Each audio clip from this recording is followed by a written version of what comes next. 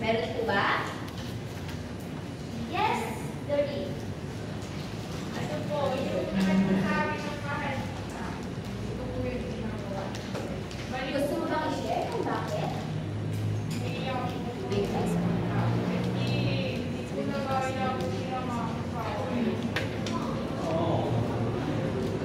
Mga asin na kayo. Hindi ka nila inaasar. Sila ay malulungkot dahil hindi mo ito nagagawa. Hindi rin nagagawa ng iyong pamilya.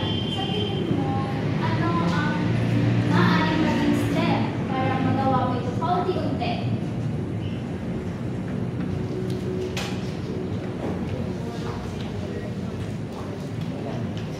Siguro, ang maaaring mong gawin ay tanggapin muna at tanggapin ang iyong mga emosyon at unti-unti mong buksan ang iyong sarili, hindi lang sa sarili mo, kundi sa pamilya mo din. Okay po ba yun? Hindi ko po kung paano gagawin. Hindi.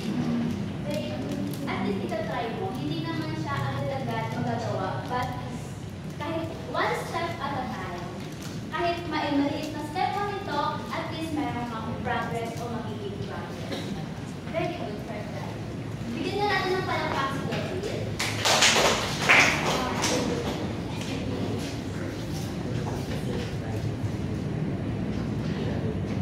Meron ka bang nais mag-share kung mayroong mga kilos ang hindi nyo ginagawa?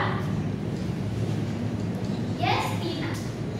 Ano po, teacher, kung hindi ko nakikita ng gamit ng kapatid ko kasi pakailan meron ko. Okay na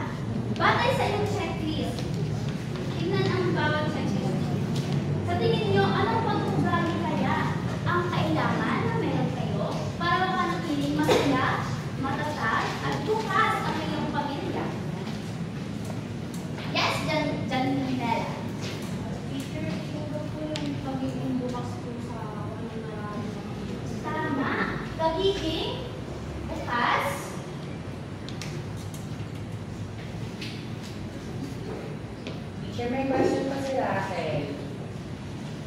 Yes, Russell. Teacher, mahalaga po bang ginagawa namin yung mga mabuting gawin? Mahalaga po ba na ginagawa namin yung mga mabuting gawin? Tama, mahalaga na gawin natin ang mga mabubuting gawin dahil dito, mapapakita natin sa pamilya natin yung pagmamahal na meron tayo sa kanila. At gaya ng sinabi ni Jiro, yung respeto sa bawat isa. At sabi kanina ni Janela na kailangan bukas sa nararamdaman. Tama ba, Janela?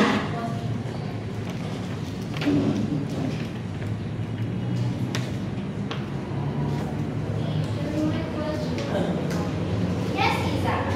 Paano po kapag po kami nire-respeto ng iba? Hindi na po ba kami gagawa ng mabuting gawain sa kanila? Maraming salamat sa tanong mo, no? Maganda yung tanong mo na kapag ba hindi ka nare-respeto ng ibang tao, hindi, o ng pamilya mo, hindi mo na rin ba sila nare-respeto? Ang sagot dyan ay, ipakita mo na nare-respeto mo sila. Dahil, mapapakita mo sa kanila na kahit anong gawin nila sa'yo, meron ka pa rin natitirang respect sa kanila dahil sila ay member ng pamilya. Tama? Tama. Kaya kahit mahirap na respetuhin, kaya kasi hindi mo nakikita na nare-respeto ka, kailangan ipakita mo pa rin na nare-respeto mo sila dahil bahagi ka at bahagi din sila na nasa iisang pamilya kayo. Naiintindihan mo? Ayan.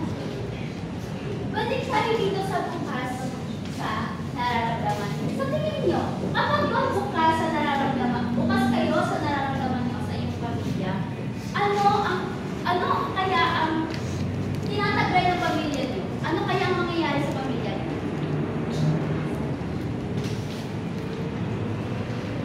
Yes, Daddy? Mas nagiging masaya po at mas nagiging strong po yung family ko ng family. Tama.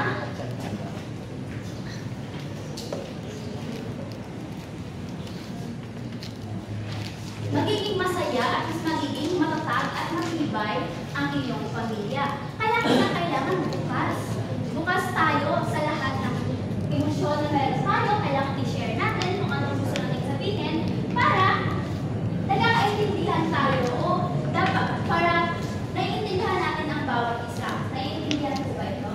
Yes? Zero. Nagkaroon po si Sir Teacher. Ano daw po yung foundation? Ano ba daw yung pangyayaw? Silang dalawang teacher. Habang sa mga gawin. Tama, no? Masarap sa Tama. Mali yun, no? Ano ba? Sir, kung ano daw po yung foundation? Ang foundation, ay ibig sabihin nun ay pinagmumulan.